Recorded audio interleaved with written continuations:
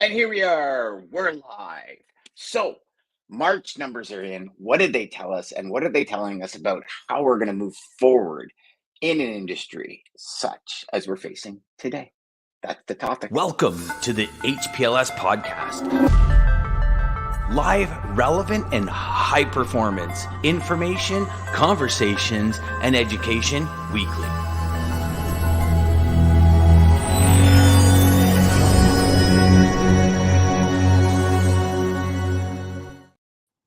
Boys, what's been happening? Hey, good morning. Hey, good morning. How is Lots of good everybody news. doing this morning? Yeah. Good, Jeffrey. You've been gone for a while. How Yeah. has it been? How's everything been? Tell everybody where you've been at and what you've been doing.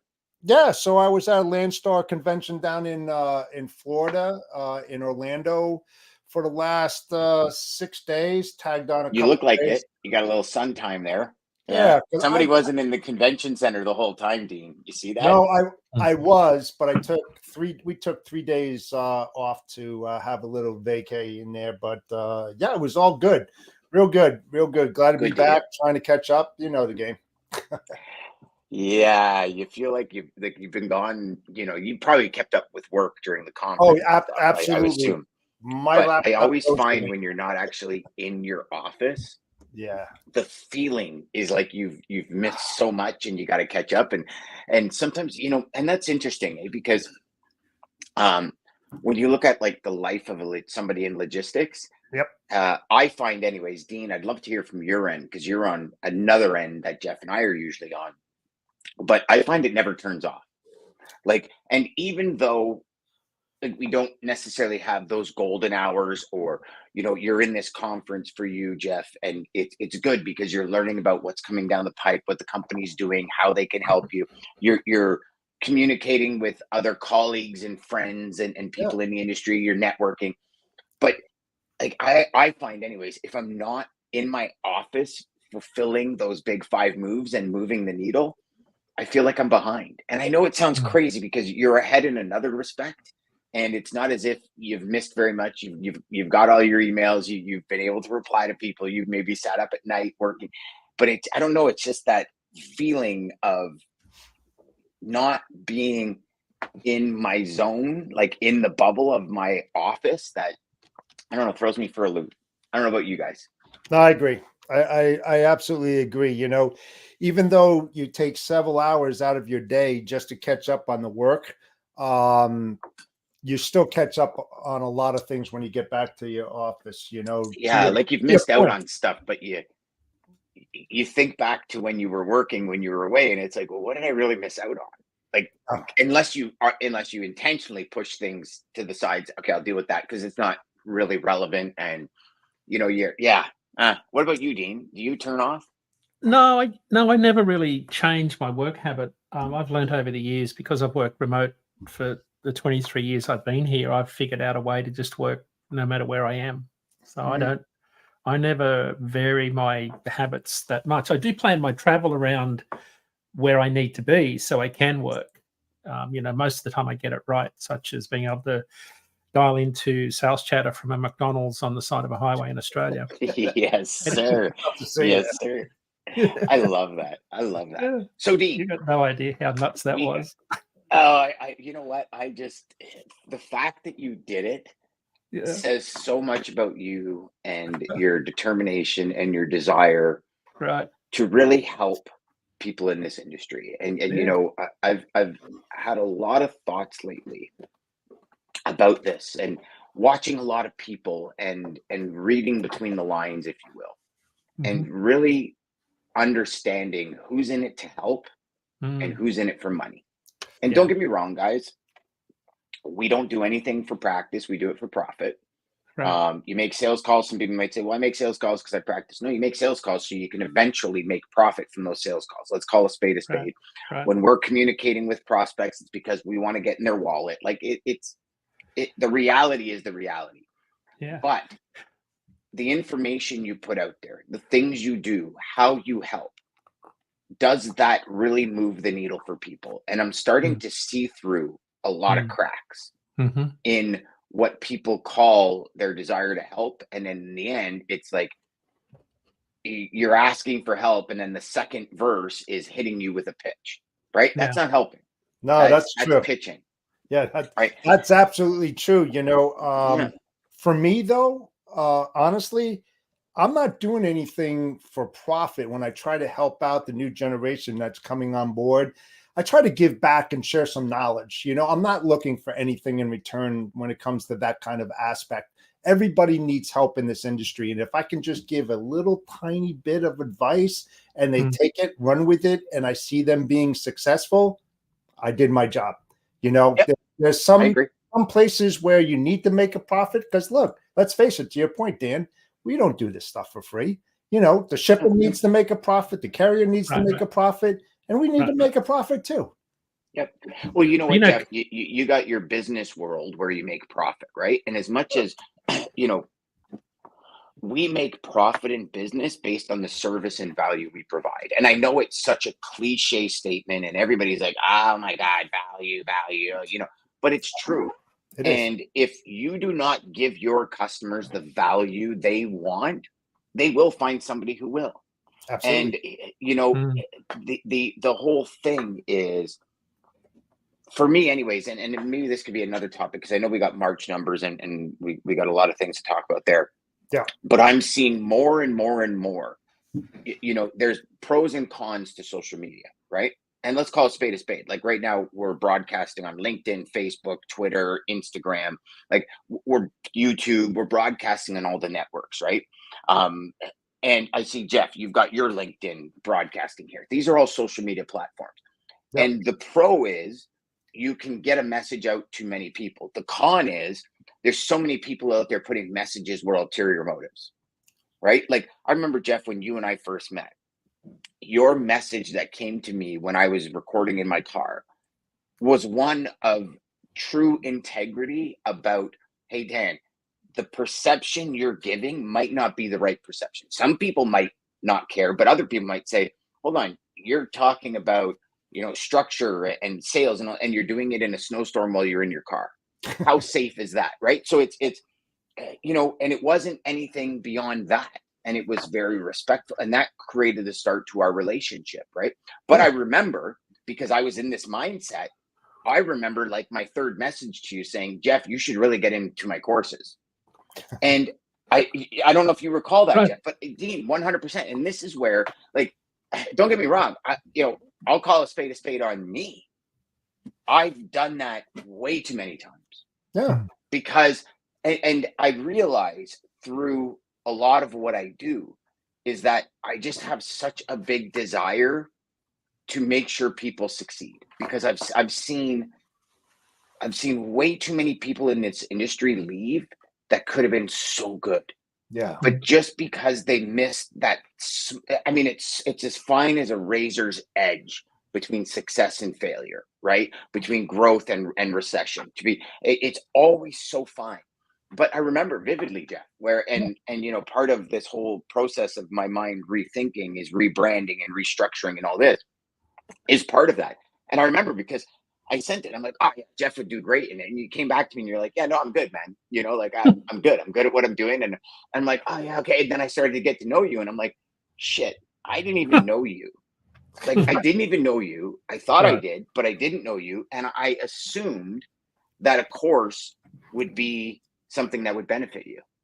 No, and I appreciated that. Because, I mean, when you're on the receiving side, when you're hearing that deliverable, you can either turn it off, listen to the pitch, try to understand, and how is it going to benefit you? Should I do it? Should I not do it? Those are the kinds of things. But I mean, the way you came across on your pitch, not that we're here to do that, but it came across as professional. It'd be something that somebody would say, you know what? I want to hear a little bit more about that. Maybe it might be for me, maybe not, kind of deal. So no, it wasn't like, oh, Dan, here goes another guy, he's pitching. I wasn't that guy. Perfect. But I was that guy for way too many years. But yeah, but it's the same way for carriers as well. I mean, when they're looking for business, I mean, seriously, Dean, have you ever bumped into a door to pick up the shipment and then ask the shipper, hey, what other shipments do you move? You know, I'm in the area, and you know, do you happen to go to West Virginia? Because that's a really big place. Of course you do. I mean, of course. we all do it. We all do it. You know, I mean, because Ryan's in New York on his way to an event today. So Ryan's tuning in from New York. Way to go, brother. Hope you're enjoying the Big Apple, man. Wow. We all do it. Yeah. You know, and it's interesting, because as things happen in our lives, I think things shift. Yeah. Right. Like, as you guys know, I'm a huge proponent of emails as opposed to phone calls. And I had a conversation, and it's interesting. This came up. I had a conversation yesterday with a sales rep, and I was telling him that, and he says, you know, Dan, is it because you don't like cold calls? I said, no. I said, actually, I prefer cold calls over any other form of communication. I mainly prefer calls where it's actually set up so I'm not disturbing somebody. But since I got better from being sick, I can only talk so long during the day before I lose my voice for like 2 days.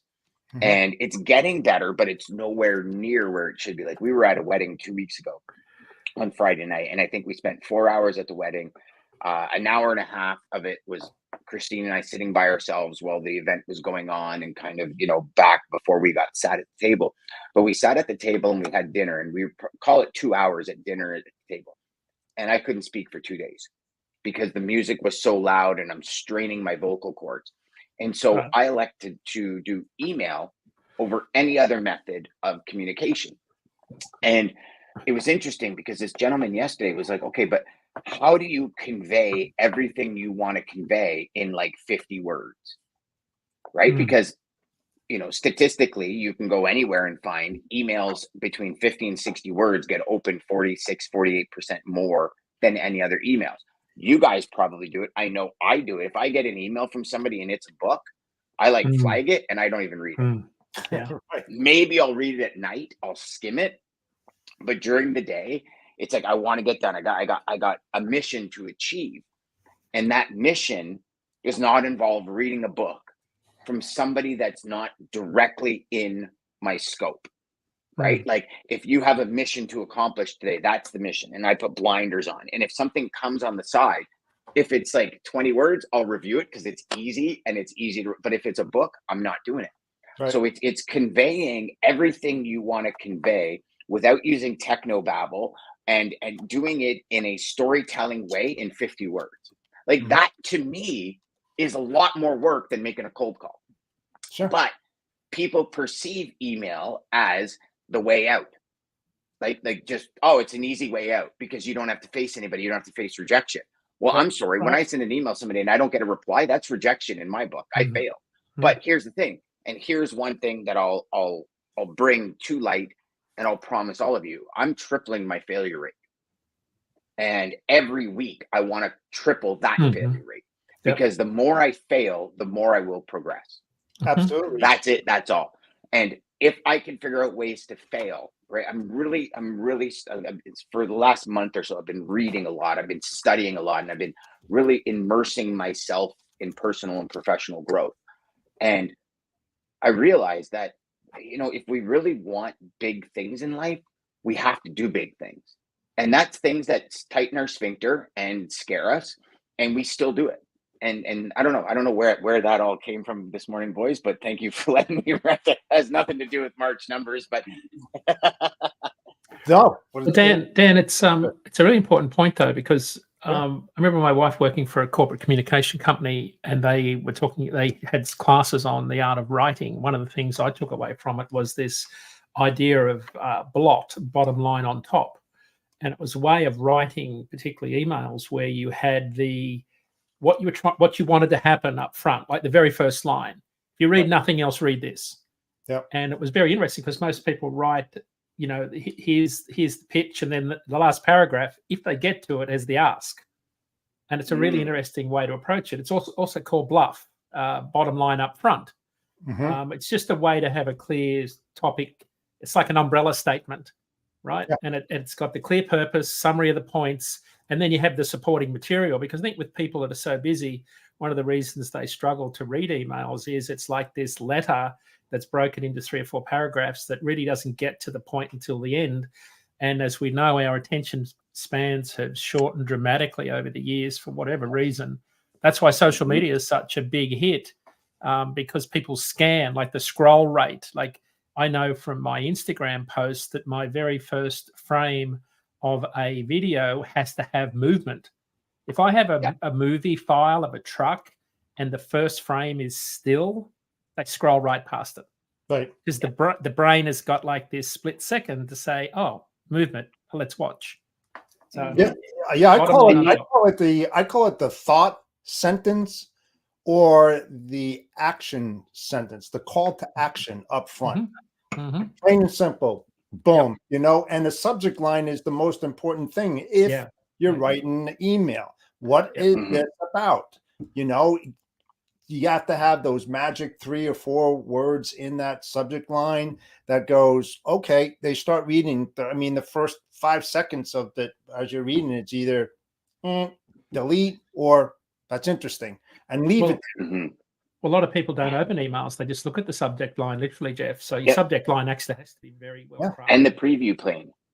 The preview pane is you know, and here's the thing. So out of all the training I've done, the one thing that sticks with me the most is every piece of communication, whether it be phone call, video, like a social media video, an email, any communication, the first line's always meant for them to read the second line. Second line's meant for them to read the third line, and so on and so forth. So your first frame of the video is meant for them to see the second frame of the video. Your subject line of the video is meant for them to read the first line of the subject line of the email, first line of the email, then the second line of the email.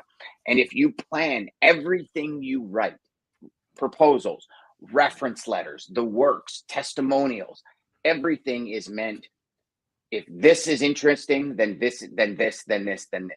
And this is how long form sales letters are still, even in today's day and age. Like if you look at our attention span and how we consume, right?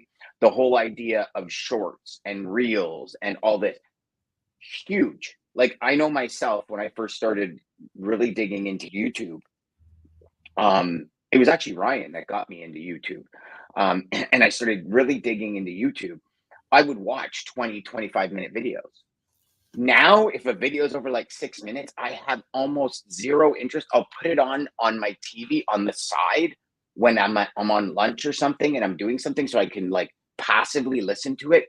But I will not sit in front of a YouTube video, a 30-minute video. I just won't do it. And recently, probably over the last 2 weeks, I haven't even come out of shorts. Like I'm literally scanning through shorts. And if it's like, okay, this is a good one, I copy the URL and I put it into my favorites file and I'll watch it 2 or 3 or 4 or 5 times and I'll implement the strategies in it. But a long form sales letter, you can create anything long form as long as it hooks every sentence. Because we as humans naturally, like we can have all this AI, we can have all this technology, we can have all, we're still human 1.0. It will never be a human 2.0. Our brains are wired in a very specific way. And that's really what I'm teaching myself lately is how do I infiltrate the brain to keep reading and create attention? You know, Gary Vee has said it, the biggest currency on the planet is attention. You get somebody's attention, you win. And when I say win, I don't mean that in any malicious way. I mean, you win. You either qualify, disqualify, move to the next steps, agree it's not for you guys. You know what I mean? Either way, all of that is a win in my opinion. And this is your free sessions this morning. Yeah. So Diener, my man, what do we got going on? I know, you know, March was one of those months. I know when we were about to end it, we were talking about in the range of 250 delta from when it comes to carriers, from like 2,600, from then 9,600 the month before. So things are happening. What's going on? Yeah, I mean, capacity's still exiting, but it's slowed right down. We almost had the same number join as leave in March. So I think we're on the right trajectory there in terms of the rebalancing of capacity. I think the storyline that I wanted to focus on today, Dan, is more about the demand side of the equation and some of the positive signals we're seeing. Yes, I would love it last week. The ISM PMI index was up for the first time in 16 months. So it was actually in positive territory. The ISM PMI is one of those indexes that strongly followed, valued, used in forecasting by flatbed operators. Some of our largest flatbed carriers use the ISM PMI as a really strong indicator of flatbed demand. So it correlates very closely to a lot of those metrics they track in the flatbed world. So it's up for the first time. Imports are up about 4% month over month. One of the strongest March periods we've had outside of the pandemic. So when you go back and look at the pandemic, we had, if you look at the average of March TEU volume way back to 2015, we had 14% more. So we had 200 and almost 300,000 more 20-foot equivalent units, containers, come in last March, or March just gone, compared to the March average going back 9 years. That translates into about 108,000 more truckloads of freight if that TEU volume was hauled on the road or transloaded, just to give you a sense of what that volume looks like. So volumes are up. Interesting article today before I dive into the numbers, because we did see a shift back to the East Coast, which I thought was really interesting. But the numbers that I wanted to talk about today, it came out in the Journal of Commerce. Bill Malongaluzzo did a really good piece today talking about the global port tracker that the National Retail Federation push out each month at the start of each month. It's talking about February numbers, so it's a little bit lagged. I've got March numbers, but the interesting data point was that ocean carriers have signaled their belief that US consumer buyers are changing their forecasts, are actually starting to ramp up their forecasts for imports. To that end, ocean carriers have announced this restart of 11 services on the Trans-Pacific trade lane. So that's a really interesting data point, I think, because it's a signal that in the second half of this year, US retailers are expecting imports to be higher. It says that they expect the first 6 months of this year to increase 11% over the same period last year. So that's great news for all of us, is that imports are starting to come back up, and we're well past that period of bloated inventories that we talked about for so much of last year. Yep. So to put all that into context, though, imports only account for about 10% of truckload demand. But at major ports, it's a pretty big deal, like in Los Angeles, for example, or in Baltimore, as we've just spoken about in the last little while. So imports were up. When I look at the coastal impact, Los Angeles month over month changes, Los Angeles was down almost 7%. New York was up 13% year over year. Sorry, month over month. So Los Angeles down 7, New York up 13. Furniture still remains the biggest import in terms of volume of containers imported, followed by plastics and other products. That doesn't change much month over month. The big change, though, was in roll on, roll off. So when I look at metric millions of tons, megatons, I think it is the technical term, Baltimore remained the number one port for RoRo, roll on, roll off. Really interestingly, March, roll on, roll off. Oh, Yep. Dean, you cut out. Dean. I think Dean's audio cut out. No, he hit the mute. He hit the mute button by mistake. I show his mute button is on. Oh, I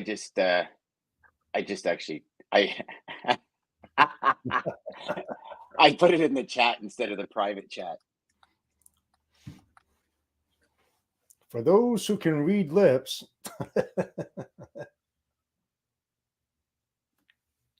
Dean's on a roll. I really want to hear what he's saying. I know. You know what I mean? Like, I know. He's talking as fast as I do.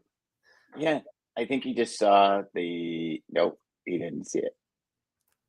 I'm trying to. Yeah, he's not looking at us. He's not looking at us. Well, this is a gong show. Oh. Eh? Hold on, let me see if I can unmute him.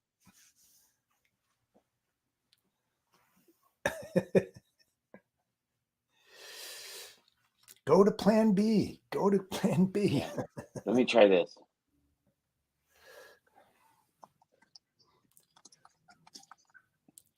Let me just see. There we go. I wonder if he sees that. I put him a little sub headline on his thing there. pure example of what can go wrong in logistics any given time. And we're live, right? So it's not like we can edit this shit out and do it later. Oh, but that's it. This is what it is. So all of you watching and listening, we appreciate the attention span here, and you know, you probably already started scrolling through another level here instead of listening to us. I was really interested too, because we were talking 11% increase. We're talking, you know, you got 11 services starting up. I wanted to know what those were, and I bet you he's explaining them right now, and we're going to have to get him to re-explain it there, Jay. Yeah, I really thought that the 13% increase in New Jersey, New York was pretty interesting when you think about that.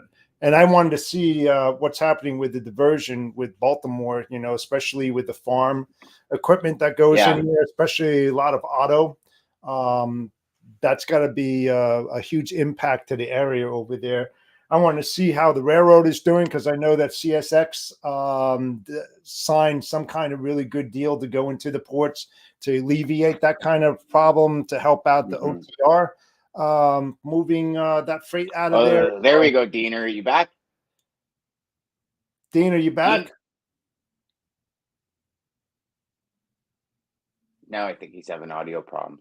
And also, I heard rumors that CN and CP in Canada are having a few things strike they're about to deal with for a strike. Yeah, the CP Casey as well. So it's going to definitely affect you know, intermodal. And then also, I don't know if you saw the Wall Street Journal today, but the whole Norfolk Southern derailment last year is actually coming to head now. 600 million in damages. Wow, that's Dean, can you hear us now, buddy? Yeah. So he's just, you know what I think happened is his headphones died. Oh, okay. I think that's what happened. Yeah. So yeah, there's a lot of you know, sorry to everybody that tuned in to hear the analytics of March. We'll get to it. Don't worry, we'll get to it. Yeah, so it's was it 600 or 60? Give me a second, Jeff. I might be blowing smoke here. You know what Dean could probably do if he backed out and came back on? Yeah, 600. Okay, so Norfolk Southern is trying to put the financial impact of last year's toxic train derailment behind the carrier. The freight railroad agreed to pay $600 million to settle lawsuits brought by individuals and businesses in connection with the incident. $600 million. The accident led to scrutiny of Norfolk Southern safety practices, which cost associated with the derailment surpassing $1 billion before the settlement. The railroad had been making payments to area residents and businesses. The impact on Norfolk Southern's finances is significant. In preliminary first quarter results, the railroad said it earned a profit of 23 cents a share on railroad revenue of $3 billion, excluding costs, including those associated with the East Palestine settlement and efforts to trim management ranks, where earnings were 2.26 a share. So interesting, the revenue of $3 billion earned a profit of 23 cents on the revenue of $3 billion, and then had to, like, their costs associated have already surpassed $1 billion, plus they just agreed to $600 million to settle lawsuits. Those are a lot of zeros, man. That's a lot of zeros. That's a lot of zeros. And when you think about that, it had to do something with their wheel, the heating up the bearings in the wheel that caused that whole incident. You know, just think if they happen to put something or implement some type of maintenance program where they would look at these bearings more frequently than what they had, what that would have saved them, possibly. You know, one never knows when a bearing is going to go. I mean, when you think about the weight that each steel wheel is handling, you know, hundreds and hundreds. But you also look at it, right, Jeff, and you say to yourself, you know, so call it $100 for the bearing, right? To like 1.8 billion in penalties and damages and payments, right? Like it's so it's kind of like your car. You don't get an oil change for $100 and you can spend $4,500 on a new engine, right? Interesting, that whole maintenance philosophy and the overall savings, right? I mean, let's take it with our health, right? Yeah. We don't spend the minimal time of 15 to 20 minutes a day raising our heart rate. We That's lose true. invaluable time at the end of our lives. That Right. is So very true. what is that? Yeah, right. Like that minimal investment every day to make your next result something that crush it. Dean, are you back, buddy? We still can't hear you.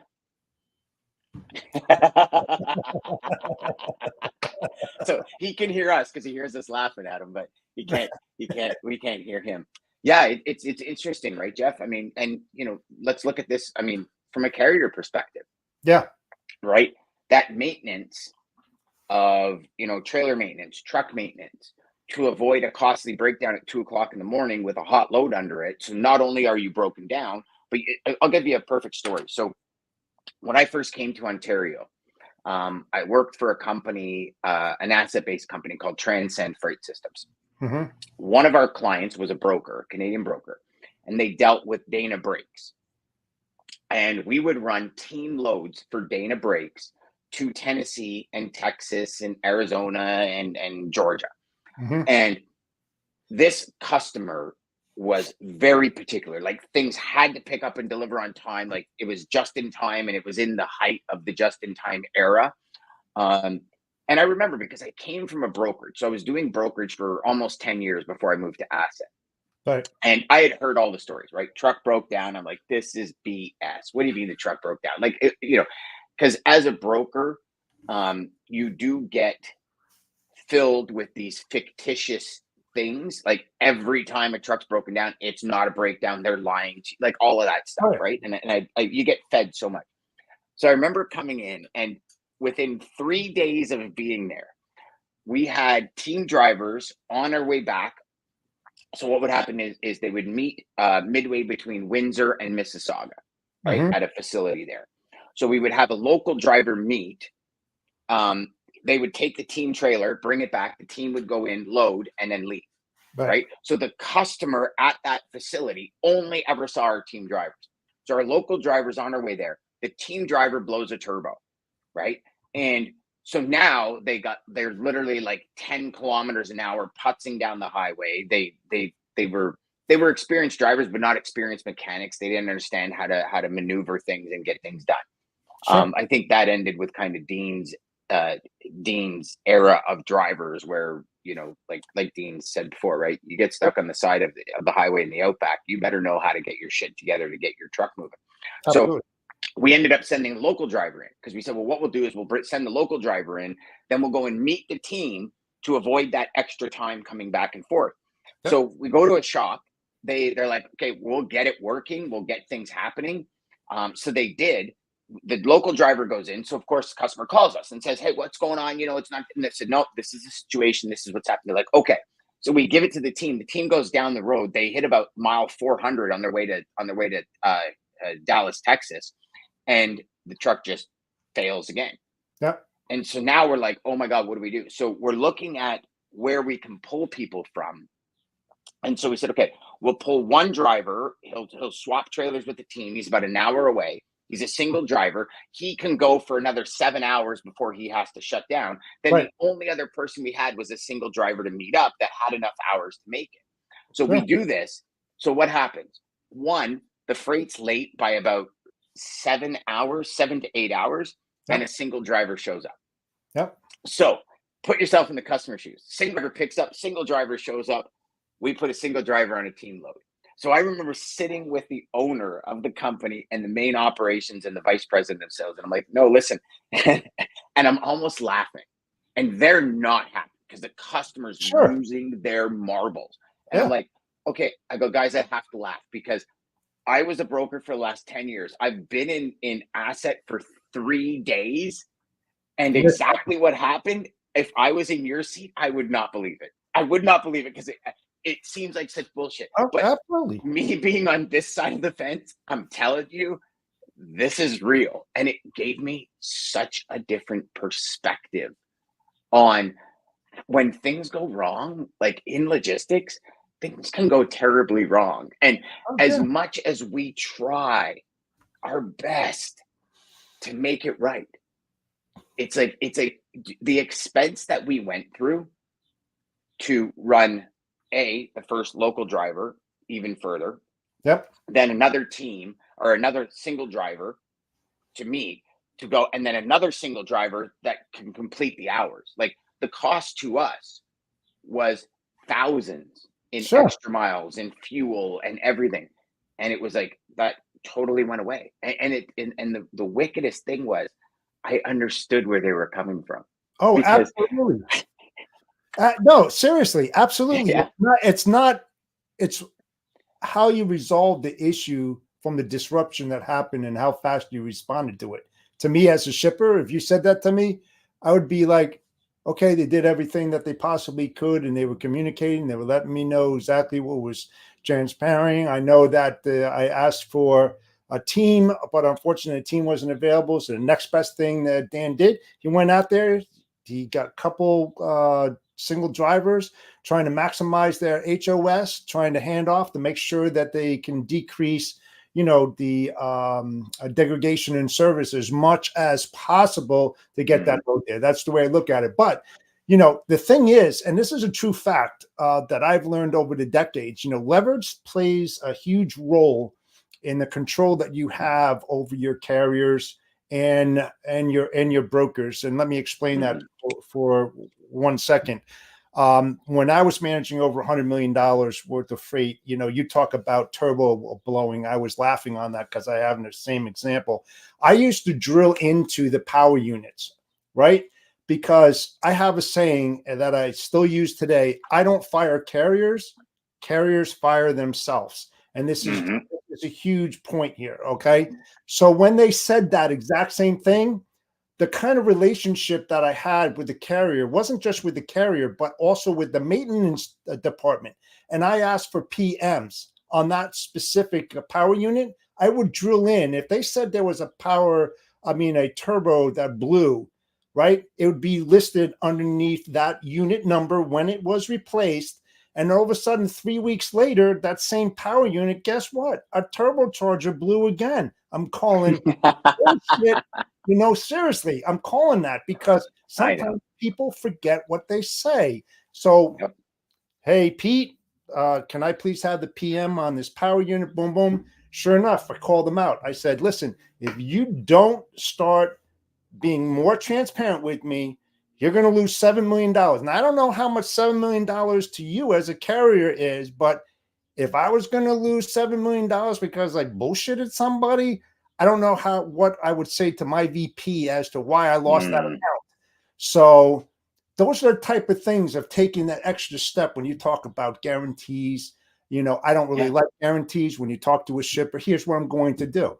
If I put that fleet in, this is how I'm going to monitor it. Do you have any logistics service providers that dig in that deep?